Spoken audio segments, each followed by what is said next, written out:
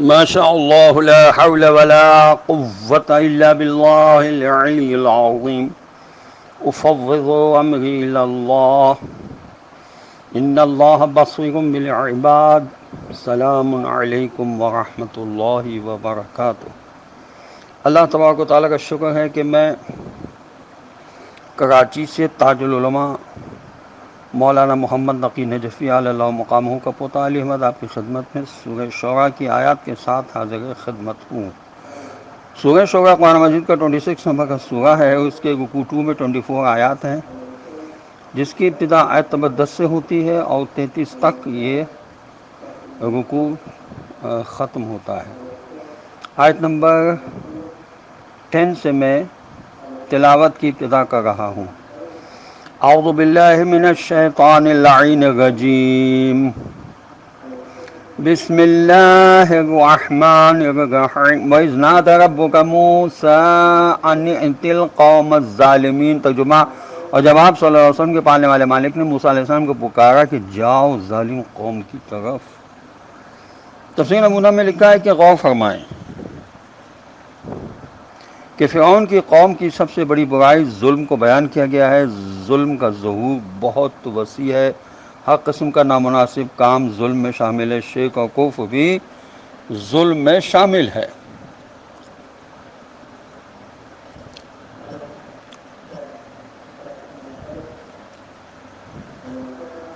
آیت نمبر 11، قوم فرعون الا یتقون۔ ترجمہ، قوم فرعون کے پاس جاؤ ان سے کہو کیا وہ اپنے برے انجام سے نہیں ڈرتے۔ آیت نمبر 12، قال رب انی اخاف ان یکذبون۔ ترجمہ، موسیٰ علیہ السلام نے عرض کی اے میرے پالنے والے مالک، میں ڈرتا ہوں کہ وہ مجھے جھٹلا دیں گے۔ خدا کریم اپنے حبیب صلی اللہ علیہ وسلم کی دلجوئی کے لیے حضرت موسیٰ علیہ السلام کا قصہ بیان کر رہا ہے تاکہ آپ صلی اللہ علیہ وسلم غم زدہ نہ ہوں۔ یہ تفسیر انوار النجف میں لکھا ہے۔ آیت نمبر 13، وَيَضِيقُ صَدْرِي وَلَا يَنطَلِقُ لِسَانِي فَأَرْسِلْ إِلَىٰ هَارُونَ۔ ترجمہ، اس وجہ سے میرا دل گھٹتا اور دم الجھتا ہے اور میری زبان میں روانی نہیں، پس آپ صلی اللہ علیہ وسلم ہارون کی طرف بھی اپنا پیغام رسالت بھیجیں۔ حضرت موسیٰ علیہ السلام کا واقعہ ہمارے رسول اکرم صلی اللہ علیہ وسلم کو اس لیے سنایا جا رہا ہے کہ آپ صلی اللہ علیہ وسلم کو تسلی و سکون حاصل ہو، اس لیے کہ حضرت موسیٰ علیہ السلام ہمارے رسول اکرم صلی اللہ علیہ وسلم سے کہیں زیادہ سخت حالات کا مقابلہ کر رہے تھے۔ اول یہ کہ حضرت موسیٰ علیہ السلام اس قوم کے فرد تھے جو فرعون کی غلام تھی، جبکہ رسول خدا صلی اللہ علیہ وسلم قریش کے خاندان سے تھے جو عرب میں حکمرانوں کی حیثیت رکھتا تھا۔ حضرت موسیٰ علیہ السلام خود فرعون کے محل میں پرورش پا چکے تھے، جبکہ رسول خدا صلی اللہ علیہ وسلم نے کفار مکہ کے زیر تربیت پرورش نہیں پائی تھی۔ حضرت صلی اللہ علیہ وسلم پر ان کا کوئی احسان نہ تھا۔ حضرت موسیٰ علیہ السلام کے ہاتھوں فرعون کی قوم کا ایک آدمی قتل ہو گیا تھا، اگرچہ وہ قتل عمد نہ تھا، جبکہ رسول خدا صلی اللہ علیہ وسلم پر معاذ اللہ ایسا کوئی الزام نہ تھا، یعنی بے قصور دشمنی تھی۔ پھر یہ کہ فرعون کی سلطنت اس وقت دنیا کی سب سے بڑی طاقت تھی، جبکہ قریش فرعون کے مقابلے پر بہت کم طاقتور تھے۔ ان تمام باتوں کے باوجود فرعون حضرت موسیٰ علیہ السلام کا کچھ نہ بگاڑ سکا۔ اس طرح خداوند عالم ایک طرف تو جناب رسول خدا صلی اللہ علیہ وسلم کو تسلی دے رہا ہے، دوسری طرف عربوں کو یہ بتایا جا رہا ہے کہ تم کس کھیت کی مولی ہو کہ جس کی پشت پناہی اللہ کر رہا ہے، اس کے مقابلے اب تمہاری کوئی حیثیت نہیں ہے۔ تفہیم القرآن میں لکھا ہوا ہے۔ آیت نمبر 13 کی میں نے جو تلاوت کی اس کی تشریح یہ ہے کہ اصل میں حضرت موسیٰ علیہ السلام فرعون کی ہدایت جیسے بڑے مشن پر اکیلے جانے سے گھبرا رہے تھے۔ یہ بات خود ہی الفاظ سے دعا بتلا رہے ہیں کہ میرا سینہ گھٹتا ہے، میری زبان نہیں چلتی۔ دوسری کہ حضرت موسیٰ علیہ السلام کو یہ بھی اندازہ تھا کہ وہ روانی کے ساتھ تقریر نہیں کر سکتے، جبکہ حضرت ہارون علیہ السلام زبردست زبان آور فصیح تھے۔ بائبل کے بیان ہے کہ حضرت موسیٰ علیہ السلام نے اپنی زبان کند ہونے کی وجہ سے منصب نبوت کو قبول کرنے سے بالکل انکار کر دیا تھا اور عرض کیا تھا کہ اے خداوندہ، یہ پیغام تو کسی اور کے ہاتھ سے بھیج جسے تو چاہے۔ آیت نمبر 14، وَلَهُمْ عَلَيَّ ذَنْبٌ فَأَخَافُ أَن يَقْتُلُونَ۔ ترجمہ، تو یہ کہ ان کا مجھ پر ایک الزام قتل بھی ہے، اس لیے میں ڈرتا ہوں کہ وہ مجھے مار ہی ڈالیں گے۔ محققین نے نتیجہ نکالا کہ حضرت موسیٰ علیہ السلام کا یہ فرمانا کہ ان کا مجھ پر ایک الزام قتل بھی ہے، یہ بتاتا ہے کہ حضرت موسیٰ علیہ السلام نے قتل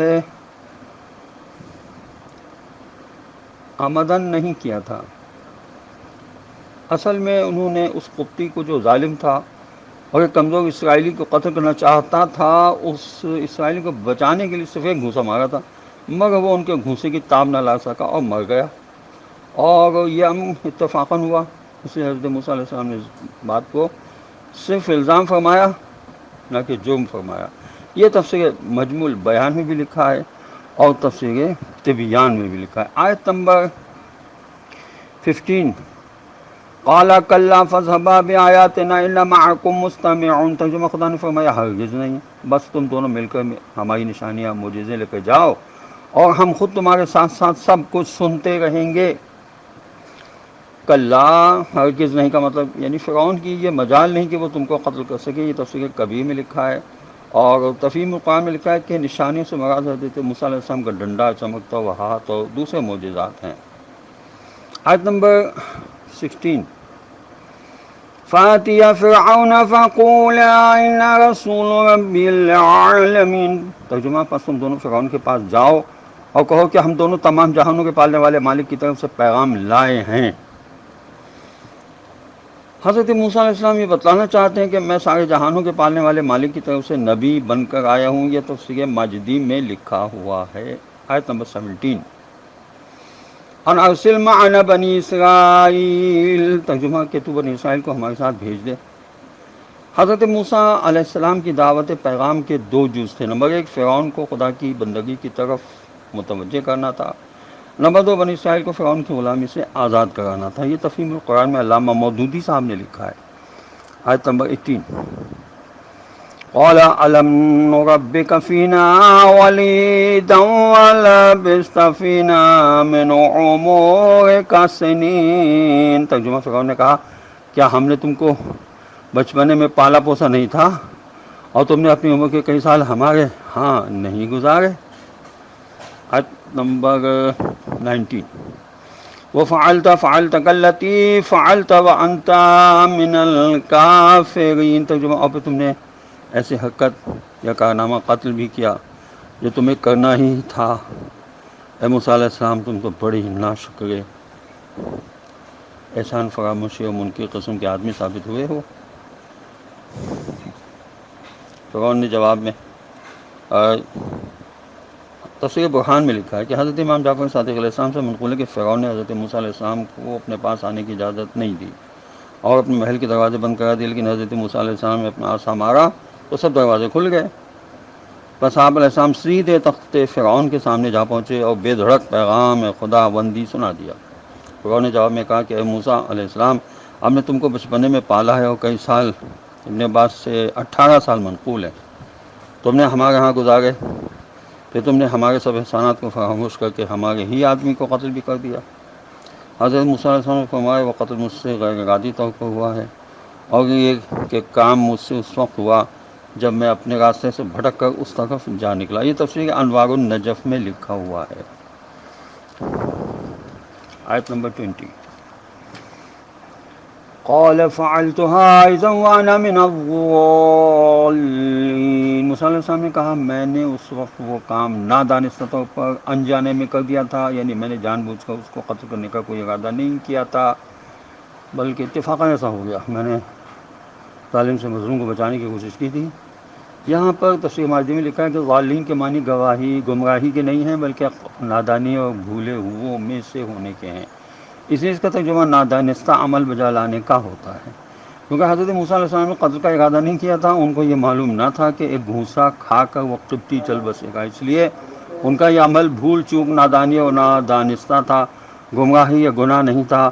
عربی لغت میں غالین کے معنی بھولے ہوئوں کے بھی ہوتے ہیں جو نادانستہ کوئی عمل کر بیٹھتے ہیں۔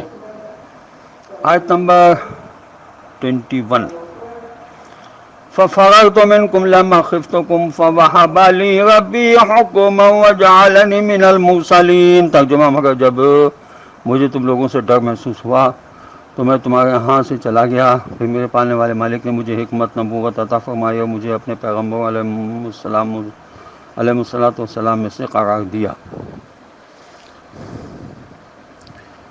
یہاں تفسیر انوار نجف میں اس کا مطلب یہ لکھا ہے کہ اس کا یہ مطلب نہیں کہ اس وقت نبی بنائے گئے، بلکہ نبوت اور اس کی استعداد پہلے سے تھی، اور اسی بنا پر ان کو خدا نے فرعون کے شر یعنی قتل اور دیگر خطرناک مقامات سے محفوظ رکھا، اور دوسری دایا عورتوں کا دودھ ان پر حرام قرار دیا وغیرہ۔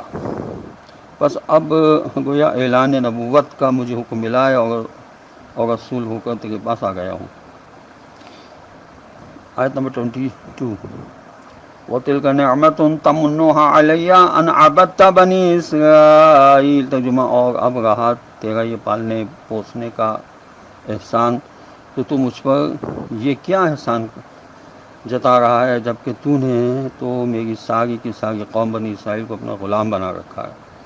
تفسیر نبوہ میں لکھا ہے کہ اصل میں حکمت کے کئی بلند درجات ہیں۔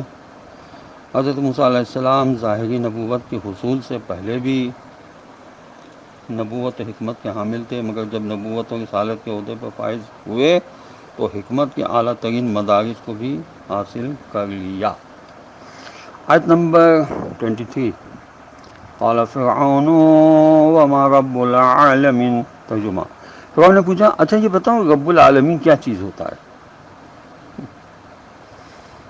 مشرکوں کا یہ عقیدہ ہے۔ میں پہلے آیت نمبر 24 پڑھ دیتا ہوں، اس کے بعد اس کی وضاحت میں پڑھوں گا۔ قال رب السماوات والارض وما بینہما ان کنتم موقنین۔ ترجمہ یہ کہ موسیٰ علیہ السلام نے جواب دیا، آسمانوں زمین کا اور ان کے درمیان جو کچھ بھی ہے ان سب کا پالنے والا مالک اگر تم یقین کرو۔ یہ اس رکوع کی آخری آیت تھی۔ اب مشرکوں کا عقیدہ ہے کہ موجودات عالم میں ہر چیز کا رب الگ ہوتا ہے۔ وہ کائنات کو مختلف نظاموں کا مجموعہ سمجھتے تھے۔ حضرت موسیٰ علیہ السلام نے واضح فرما دیا کہ پوری کائنات یہ صرف ایک ذات اور اس کا صرف ایک نظام حکمرانی کر رہا ہے، جو اس بات کی واضح دلیل ہے کہ پوری کائنات کا صرف ایک رب ہے۔ حضرت موسیٰ علیہ السلام کا یہ فرمانا کہ ان کنتم موقنین، اگر تم یقین کرنے والے ہو، کا مطلب یہ تھا کہ میں خوب جانتا ہوں کہ تمہارے سوالوں کا اصل مقصد حقیقتوں کو جاننا، سمجھنا اور مان لینا نہیں ہے۔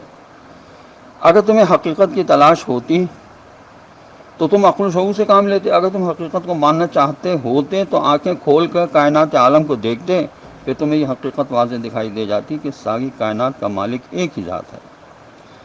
حقیقت ایک ہے ہر شے کی، نوری ہو کہ ناری ہو، لہو خورشید کا ٹپکے اگر ذرے کا دل چیریں۔ یہ علامہ اقبال نے کہا تھا۔